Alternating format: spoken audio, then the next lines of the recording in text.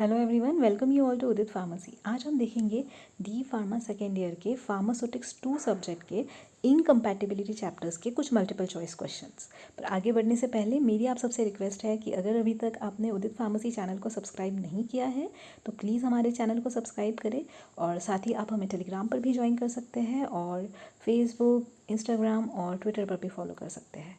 So let us move on to our first question. हमारा first question है, incompatibility occurs as a result of mixing of two or more. यहाँ पे पूछा गया है कि कौन से सब्सटेंसेस की मिक्सिंग जो है वो कॉज करती है या रिजल्ट करती है इनकम्पैटिबिलिटी। ओके, मतलब दो ऐसे सब्सटेंसेस जिनको अगर आप मिक्स करें या दो से ज़्यादा ऐसे सब्सटेंसेस जिनको आप अगर मिक्स करें और अगर हमें रिजल्ट में इनकम्पैटिबिलिटी मिलती है तो ऐसे सब्सटेंसेस जो है, ऐसे सब्सटेंसेस को हम क्या कहेंगे? तो हमारा आंसर है एंटागोनिस्टिक। ओके, एंटा का जो मीनिंग होता है, एंटा का मीनिंग होता है अगेंस्ट।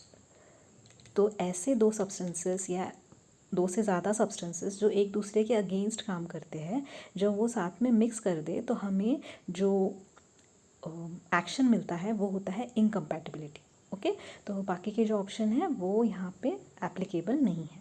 नेक्स्ट क्वेश्चन है, incompatibility results in the formation of dash product. Incompatibility से हमें कैसा प्रोडक्ट मिलता है? Undesirable, unwanted, unacceptable. ओके, मतलब अनडिज़ायरेबल मतलब ये हमें डिज़ायर्ड नहीं होता है, मतलब हम जब फॉर्मुलेशन स्टार्ट करते हैं तो हमें जैसा प्रोडक्ट चाहिए वैसा प्रोडक्ट हमें नहीं मिलता है। अनवांटेड मतलब जो हमें नहीं चाहिए, और अनएक्सेप्टेबल वो है ना, वो जो फॉर्मुलेशन बनता है इनकम्पैटिबिलिटी के बाद में वो एक्सेप्टेबल भी नहीं होता है। तो हमारा आंसर क्या होगा? Option D, that is all of the above. Next is type of incompatibilities. यहाँ पे पूछा है कि इनकम्पैटिबिलिटी के टाइप कौन सा है। तो इनकम्पैटिबिलिटी के 3 टाइप्स होते हैं, फिजिकल, केमिकल और थेरापेटिक। तो यहाँ पे हमारा आंसर होगा option D, that is all of the above options. Physical, chemical, therapeutic ये तीनों भी जो है टाइप होते हैं इनकम्पैटिबिलिटी के।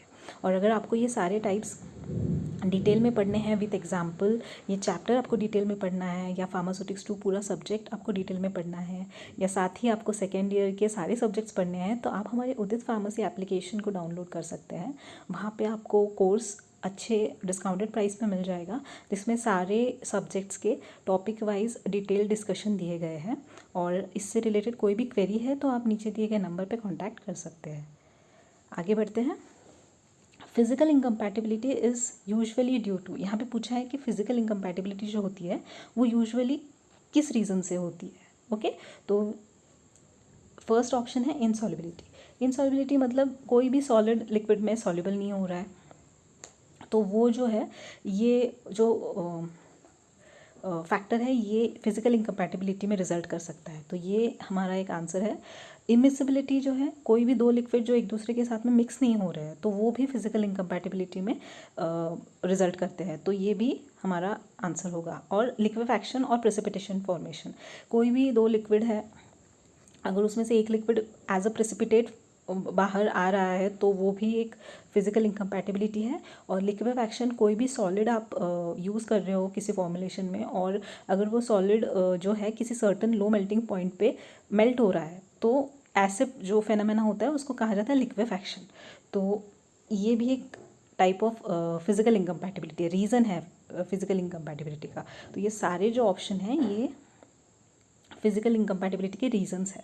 तो हमारा आंसर यहाँ पे क्या होगा? All of the above.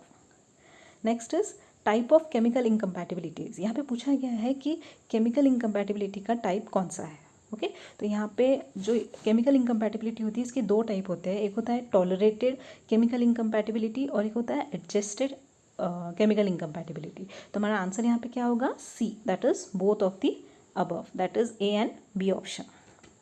तो टॉलरेटेड जो होती है, यहाँ पे आप जो भी केमिकल इनकम्पैटिबिलिटी होती है उसको आप थोड़ा सा चेंज कर सकते हैं, जैसे ऑर्डर ऑफ मिक्सिंग चेंज कर दिया, जो मिक्सिंग की इंग्रेडिएंट्स की जो ऑर्डर होती है वो अगर आप चेंज कर देते हो तो आप इसको क्या कर सकते हो? आप इसको प्रिवेंट कर सकते हो केमिकल इनकम्पैटिबिलिटी को।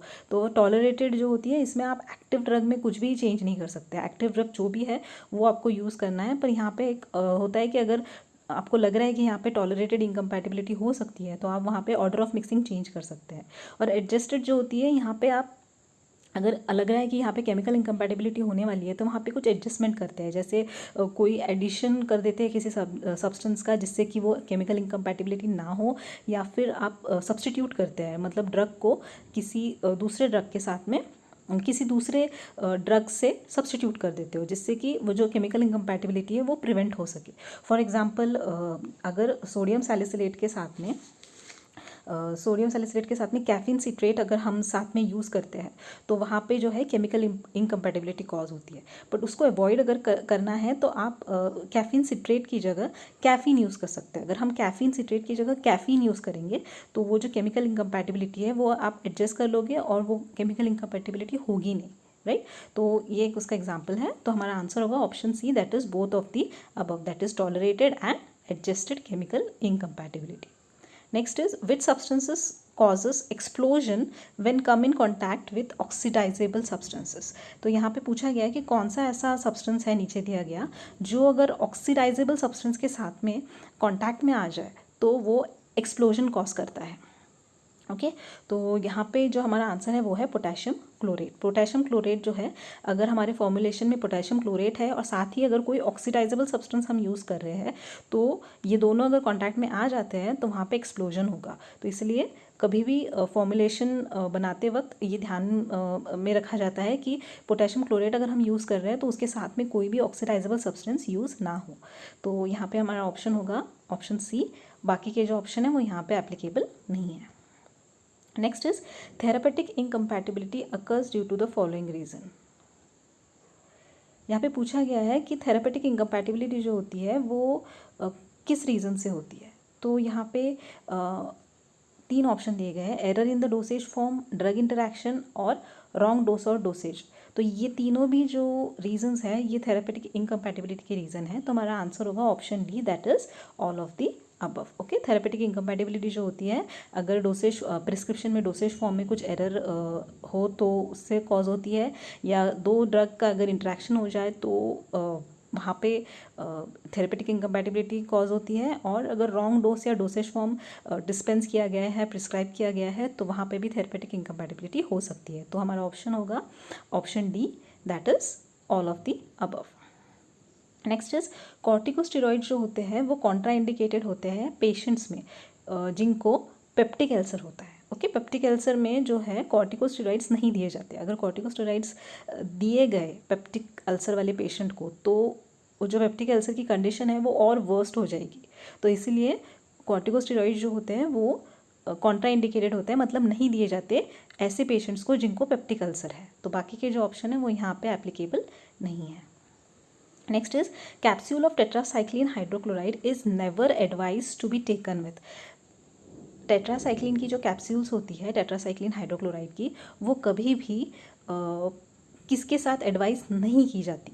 तो यहाँ पे जो ऑप्शन दिया है वार्म वाटर, कोल्ड वाटर और मिल्क, तो इसमें से हमारा आंसर होगा मिल्क। मिल्क के साथ कभी भी टेट्रासाइक्लिन हाइड्रोक्लोराइड की कैप्सूल नहीं लेनी चाहिए, क्योंकि जो मिल्क में जो कैल्शियम आयंस होते हैं वो टेट्रासाइक्लिन के साथ में बाइंड होते हैं, कॉम्प्लेक्स फॉर्म करते हैं, इनसॉल्युबल कॉम्प्लेक्स, और जिसकी वजह से क्या होता है कि हमारा जो इफेक्ट होता है वो हमें मिलता नहीं है, फार्माकोलॉजिकल इफेक्ट, या फिर जो ड्रग का एब्जॉर्प्शन है वो डिक्रीज हो जाता है। ओके, तो इसलिए कभी भी मिल्क के साथ में टेट्रासाइक्लिन हाइड्रोक्लोराइड की जो कैप्सूल्स या टैबलेट्स होंगी वो नहीं दी जाती है।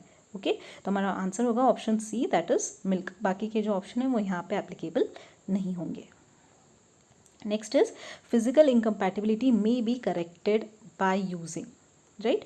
तो यहाँ पे पूछा गया है कि फिजिकल इनकम्पैटिबिलिटी जो है उसको हम करेक्ट कैसे कर सकते हैं। अगर हम फॉर्मुलेशन बना रहे हैं और हमें ऐसा लग रहा है कि वहाँ पर इनकम्पैटिबिलिटी होने वाली है तो उसको कैसे करेक्ट किया जा सकता है। तो first is addition of suspending agent. Yes, ये एक ऑप्शन है कि हम हमारे फिजिकल इनकम्पैटिबिलिटी को प्रिवेंट कर सकते हैं by adding a suitable suspending agent. Change in the form of ingredient, for example अगर हम सॉलिड फॉर्म यूज़ कर रहे हैं ड्रग का और वो इनकम्पैटिबिलिटी कॉज करने वाला है, हमें पता है, तो हम क्या करेंगे, सॉलिड की जगह उस ड्रग का लिक्विड फॉर्म यूज़ करेंगे या उस सब्सटेंस का लिक्विड फॉर्म यूज़ करेंगे। तो change in the form of ingredient, जिससे कि हमारी जो इनकम्पैटिबिलिटी होने वाली है वो हम प्रिवेंट कर सकते हैं। और आंसर ऑप्शन सी है बोथ ए एंड बी, तो हमारा आंसर होगा C, that is both A and B. Last option जो है वो यहाँ पे एप्लीकेबल नहीं होगा। तो हमारा आंसर यहाँ पे है C, that is addition of suspending agent and change in the form of ingredients can prevent the physical incompatibility. तो आई होप कि आपको ये सारे जो मल्टीपल चॉइस क्वेश्चंस हैं वो आपको अच्छी तरह से समझ आ गए होंगे। और अगर आपको ये सब डिटेल में ये चैप्टर पढ़ना है या फार्मास्यूटिक्स 2 सब्जेक्ट पढ़ना है तो आप हमारे उदित फार्मेसी एप्लीकेशन को डाउनलोड कर सकते हैं। नीचे डिस्क्रिप्शन बॉक्स में आपको लिंक मिल जाएगा और वहाँ पे जाके हमारे कोर्सेस एनरोल कर सकते हैं। साथ ही आप सारे सोशल मीडिया प्लेटफॉर्म पर भी हमें फॉलो कर सकते हैं। Thank you so much.